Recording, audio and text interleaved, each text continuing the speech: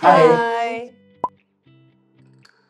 I love png kueh because, as you can see, the glorious pink color png kueh, right? It actually attracts my eyes already, and I love glutinous rice. It's exactly how I love it. With the peanut, the glutinous rice, and the mushroom all lingering inside my mouth. Perfect. For me, I feel that prata represents Singapore because we are a multiracial country. I'll dip the prata in the curry, then I'll dip the inside the sugar. Wow, I tell you, don't cancel me.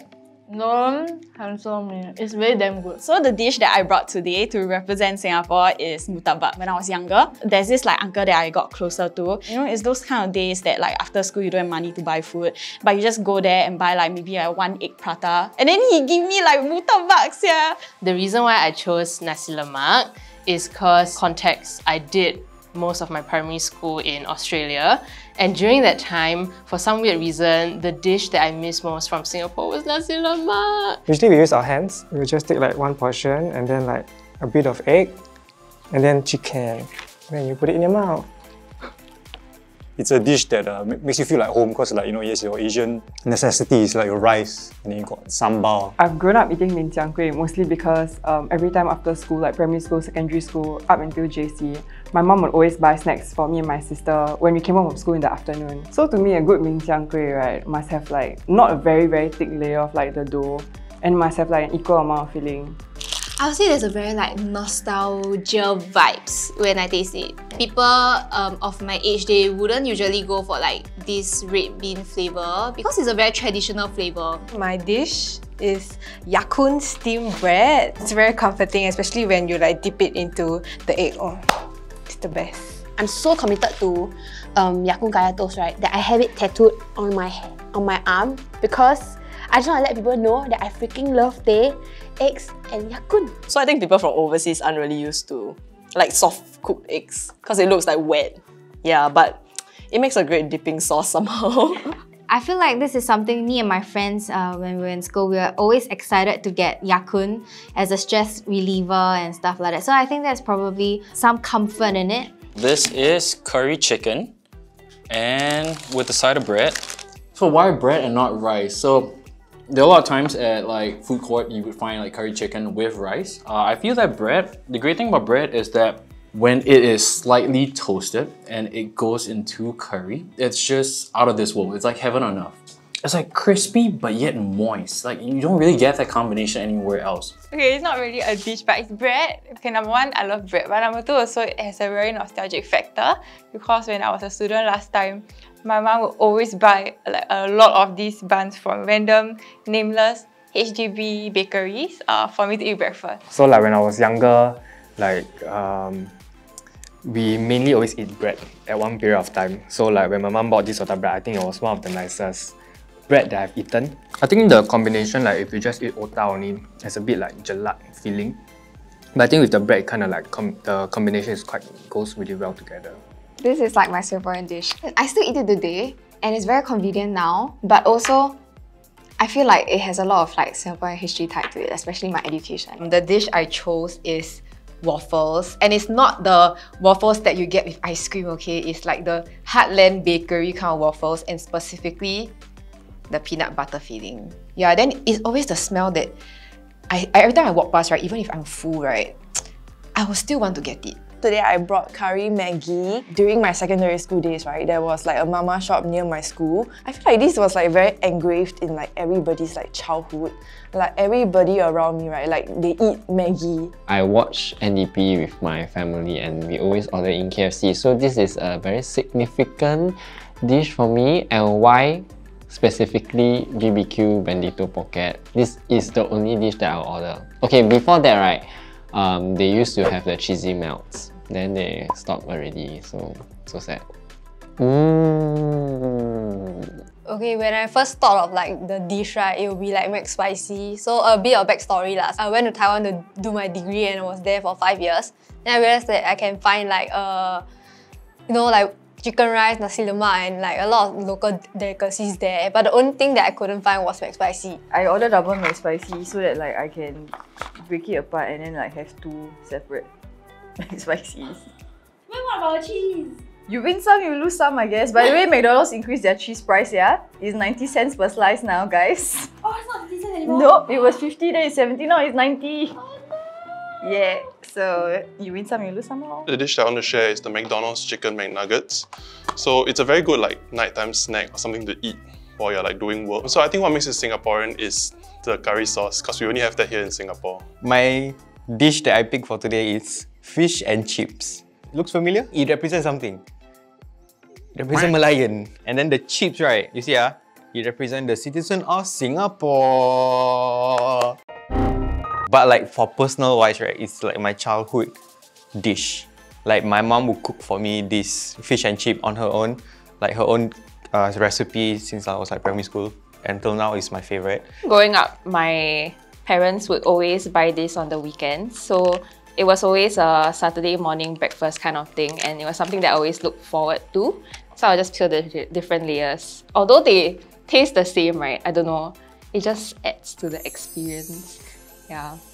I don't know what the exact name is, but there's like coconut and sago, and like blue pea I think like is quite interesting. Perhaps for like our parents' generation, like kueh is something that's like their snack. But this is something that stood the test of time.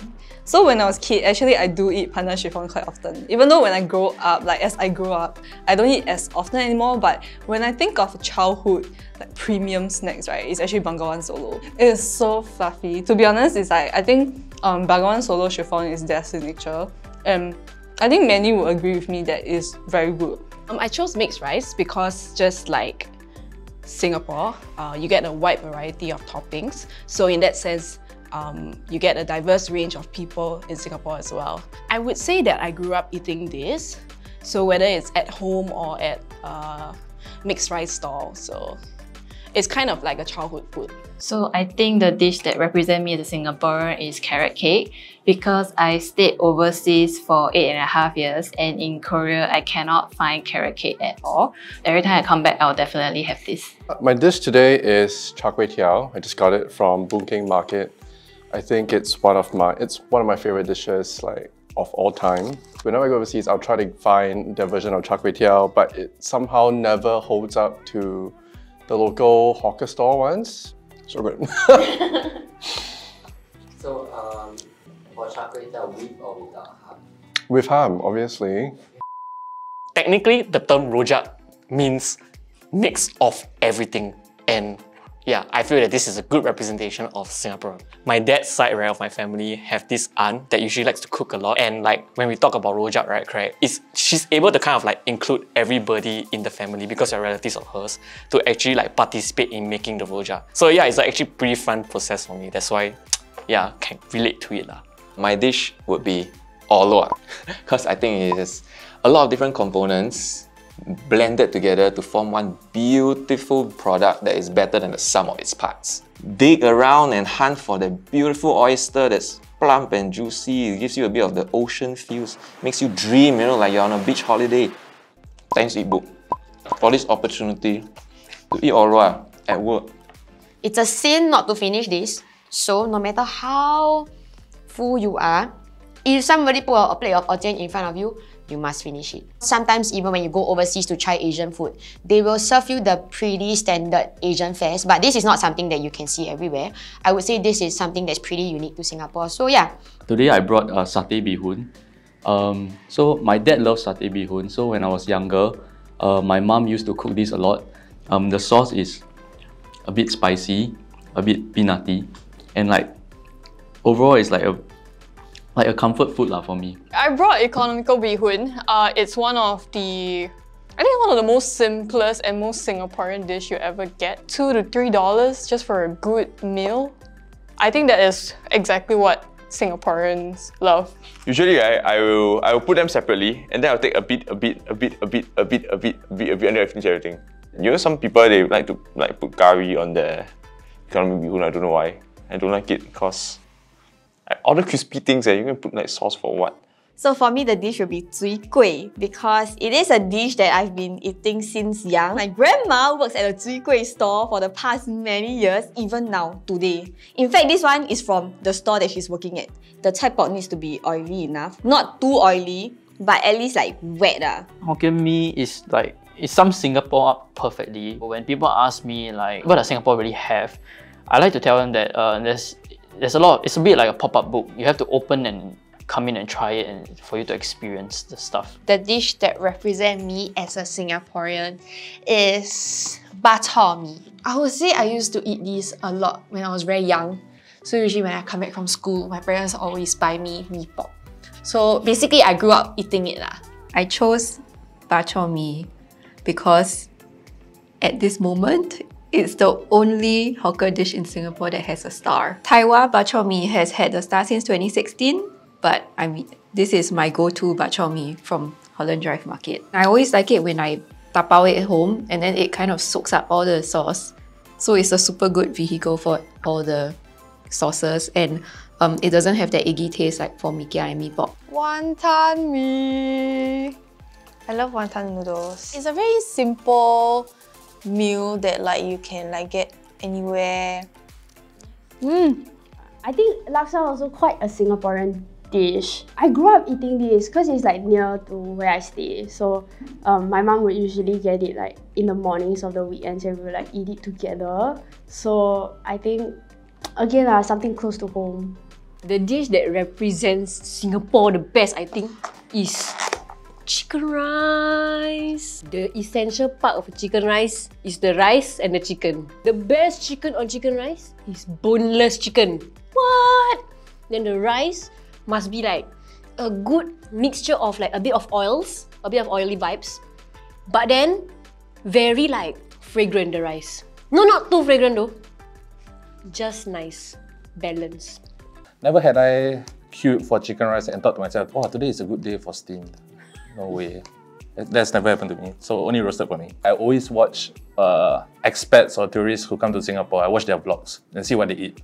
I don't know, something about it very comforting for me. So when I see people eat chicken rice and how happy they are, then like, oh, it's such a simple dish, but it tastes so great. So I brought curry O from Old Chang Kee because I feel like it's something that everyone has probably tried before.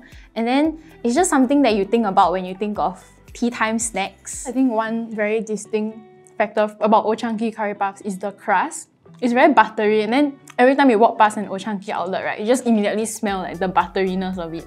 So for me, this is a snack that my grandma always got for me back in primary school. So in primary school, after school, right, without fail, she will get like curry puff for me.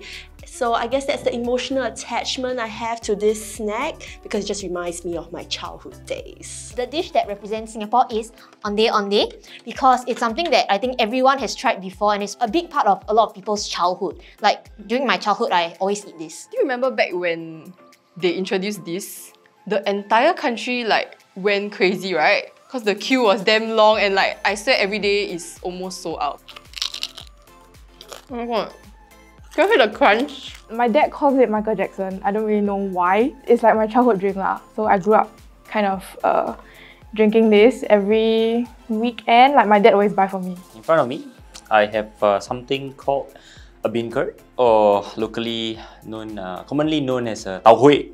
I think it's a nostalgic kind of thing, like a very childhood thing. Like back then, I did eat a lot of tau hui, especially when I go to like the markets, Chong Pang Market. I give you a shout out right there. I think if I had to choose between the original, original version, hot or cold, I prefer it hot. Cold one, the laupan kind style, like pudding style, I would say. Maybe back when I was younger, I was still a student or kid and I eat and like, wow, very shock, very sweet, that kind of thing. But yeah, as I grow older, I think I would appreciate like a hot bowl of original tau hui. Happy National Day and happy birthday Singapore! Thank you for watching this episode of 50 Singaporeans. If you like this video, you can watch other videos over there. And don't forget to like, share and subscribe. Bye! Happy birthday Singapore!